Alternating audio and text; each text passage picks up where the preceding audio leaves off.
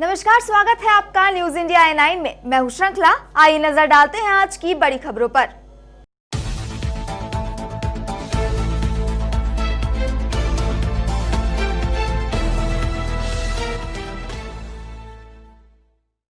खंडवा विधायक देवेंद्र वर्मा ने शहर के पर्यटन स्थल नागचून पहुंचकर व्यवस्थाओं का जायजा लिया। खंडवा विधायक देवेंद्र वर्मा द्वारा शहर के पर्यटन स्थल नागचून का दौरा किया गया। इस दौरान पर्यटन स्थल पर मौजूद व्यवस्थाओं को देखा गया। नागचून में रोजाना का मेंटेनेंस बंद है, जिसे शुरू करने के लिए निर्देश भी दिए गए। इसके अलावा विधायक देवेंद्र वर्मा ने बताया कि प्रदेश के मुख्यमंत्री शिवराज सिंह चौहान के द्वारा खंडवा शहर में पूर्व प्रधानमंत्री स्वर्गीय श्री अटल बिहारी वाजपेयी की प्रतिमा स्थापित करने के लिए राशि आवंटित की गई है, जिससे अटल सरोवर में ही प्रतिमा को बनवाया जाएगा। भैया आज नागचून का दौरा किया है, क्या व्यवस्थाएं देखी और किस प्रकार के निर्देश दिए? आज हमने हमारे शहर के पर्यटन स्थल नागचून का निरीक्षण किया है और जो डेली का मेंटेनेंस था वो बंद है। उस मेंटेनेंस को शुरू कर इसका ठीक तरीके से रखरखाव हो, इस बारे में हमने निर्देशित किया है। और साथ ही साथ मैं बताना चाहता हूं कि हमारे प्रदेश के यशस्वी मुख्यमंत्री माननीय शिवराज सिंह जी चौहान जी ने घोषणा करी थी कि हम खंडवा में हमारे देश के प्रधानमंत्री पूर्व प्रधानमंत्री स्वर्गीय अटल बिहारी वाजपेयी जी की एक भव्य प्रतिमा का अनावरण करेंगे। तो माननीय मुख्यमंत्री जी ने उसके लिए हमारे को लगभग 50 लाख रुपए की राशि आवंटित करने जा रहे हैं और उस हेतु हम एक उसका स्थल निरीक्षण की कहां पर अटल जी की हम प्रतिमा स्थापित कर सकते हैं, उस हेतु हमने उसका भी स्थल का निरीक्षण कर चयन करा है। और निश्चित रूप से हमारे देश के यशस्वी प्रधानमंत्री पूर्व प्रधानमंत्री स्वर्गीय अटल बिहारी वाजपेयी जी की भव्य प्रतिमा आने वाले समय में हम नागचून में स्थापित करने जा रहे हैं। खंडवा जिले के हरसुद थाना अंतर्गत रेत से भरे डंपर ने बाइक सवार को जोरदार टक्कर मार दी। इस भीषण हादसे में बाइक सवार 2 लोगों की मौके पर ही मौत हो गई। आज सुबह खंडवा हरदा मार्ग पर झूमरखाली के पास भयानक हादसा हो गया, जहां रेत से भरे डंपर ने बाइक सवार को टक्कर मारते हुए कई दूर तक घसीटते ले गया, जिसमें बाइक सवार 2 लोगों की घटनास्थल पर ही मौत हो गई। घटना इतनी दर्दनाक थी कि मृतकों के शरीर के हिस्सों के कई अंग रोड पर बिखरे हुए नजर आए। हरसुद 108 एम्बुलेंस मौके पर पहुंची, लेकिन अब सवाल यह उठता है कि क्या ऐसे तेज रफ्तार वाले डंपरों पर प्रशासन की कोई कार्रवाई हो पाएगी या फिर ऐसे ही लापरवाही से लोगों की सड़क दुर्घटनाओं में जानें जाती रहेंगी। खंडवा रेलवे स्टेशन पर नया राष्ट्रीय ध्वज लगाया गया, जिसे राष्ट्रीय गीत के साथ आरपीएफ जवानों के द्वारा सलामी दी गई। खंडवा जंक्शन पर सबसे पहले यदि यात्री रेलवे स्टेशन में प्रवेश करता है तो उसे सबसे पहले राष्ट्रीय ध्वज दिखाई देता है। खंडवा संसद द्वारा रेलवे स्टेशन खंडवा जंक्शन को एक बड़ी सौगात दी गई थी, जिसमें राष्ट्रीय ध्वज जो काफी बड़ा तिरंगा रेलवे स्टेशन के गेट के बाहर लगाया गया था, लेकिन बरसात, पानी और धूप की वजह से इसका रंग फीका पड़ गया था। लगातार रेलवे प्रशासन को इसकी शिकायत आ रही थी, जिसके बाद रेलवे प्रशासन ने इसे बदला। रेलवे जंक्शन पर लगे सबसे बड़े राष्ट्रीय ध्वज को आज बदला गया। कलर फीका पड़ने पर खंडवा के युवा आशीष शुक्ला ने इसकी शिकायत की थी, जिसके बाद आज आरपीएफ के 1-4 की गार्ड की सलामी देकर ससम्मान राष्ट्रीय ध्वज को बदला गया। सीआरपीएफ इंस्पेक्टर जय सिंह ने बताया कि रेलवे स्टेशन पर लगे झंडे का रखरखाव पहले रेलवे इलेक्ट्रिक विभाग करता था, जिसके बाद अब से आरपीएफ इसका मेंटेनेंस करेगा। सिंगाजी ताप परियोजना में भोपाल गैस त्रासदी में मृत आत्माओं की शांति के लिए 2 मिनट का मौन धारण कर संरक्षा सप्ताह की शुरुआत की गई। भोपाल गैस त्रासदी की 36वीं वर्षगांठ पर सभी पावर परियोजना में प्रांतीय संरक्षा सप्ताह मनाया जा रहा है।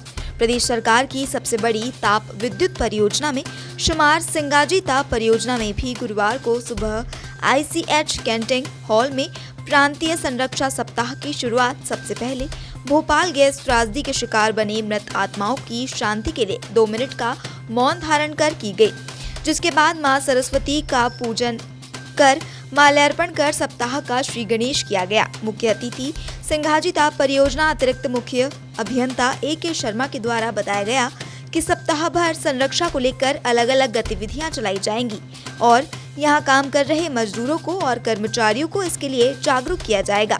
संरक्षा के साथ ही अपनी सुरक्षा करें और अपने परिवार का ध्यान रखें। इस दौरान सुयर सेफ्टी सर्विस कंपनी के द्वारा एक प्रदर्शनी लगाई गई, जिसमें अधिकारियों को और कर्मचारियों को सुरक्षा के लिए लाए हुए उपकरणों से अवगत कराया गया। विश्व की भीषणतम औद्योगिक त्रासदी की 36वीं बरसी के रूप में संरक्षा दिवस मनाया जा रहा है। एक सप्ताह तक विभिन्न कार्यक्रम चलेंगे, जिसमें कि सभी कर्मचारी, अधिकारी, श्रमिक को विभिन्न प्रतियोगिताओं में किनारों के द्वारा उन्हें जागरूक किया जाए। खाद्य पदार्थों की त्वरित जांच और मिलावट की जागरूकता की दिशा में शासन द्वारा नवकरणीय पहल प्रारंभ की गई है। मिलावट से मुक्ति अभियान के अंतर्गत इंदौर संभाग में चलाए जा रहे चलित जांच प्रयोगशाला का रथ शुक्रवार को खंडवा पहुंचा। खाद्य सुरक्षा अधिकारी राधेश्याम गोले ने बताया कि शहर में स्थित जलेबी चौक, घंटाघर, बॉम्बे बाजार आदि प्रतिष्ठानों के खाद्य पदार्थों की अशुद्धता की जांच की गई है।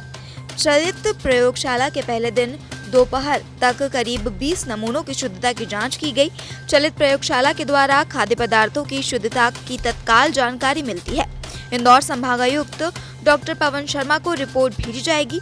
जिला खाद्य सुरक्षा अधिकारी श्री गोले ने चलित प्रयोगशाला में टीम के साथ होटलों से खाद्य सामग्री व तेल के सैंपल लेकर जांच की।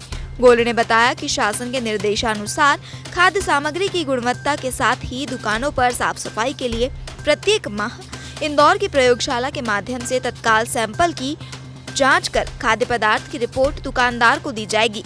अगर किसी प्रकार की कमी या खाद्य सामग्री गुणवत्ताहीन पाई गई तो उसे नष्ट करने या नहीं बेचने के निर्देश दिए जाएंगे। ऐसा नहीं होने पर कार्रवाई भी की जाएगी। बताएं, ये अभियान क्यों चलाया है? ये राज्य शासन में मिलावट से मुक्ति अभियान शुरू किया गया है। सेफ्टी ऑन व्हील्स जो है, व्हीकल के थ्रू जो है उनका अवेयरनेस प्रोग्राम एक तरीके से चलाया जा रहा है, सभी को सुरक्षित खाद्य उपलब्ध हो सके और खाद्य पदार्थों में इंस्टेंटली मिलावट जाँच हो सके। इसलिए सेफ्टी व्हील्स जो है मध्य प्रदेश में हर जगह जाकर के जो है जाँच करी सकते। अभी आपने कितनी दुकानों से सैंपल मैं अभी 10-11 दुकानों से सैंपल्स लिए हैं और जाँच की है। जाँच रिपोर्ट कब तक आएगी? वो नहीं, इंस्टेंटली जांच करके जो है मौके पर ही पता चल रहा है कि सही है कि गलत है। तो कोई दिल्ली में अभी तक तो ऐसा कोई खाद्य पदार्थ मिलावटी पाया नहीं गया है। अभी तक इंस्टेंटली जाँच अगर कोई मिलावटी पाया जाता है तो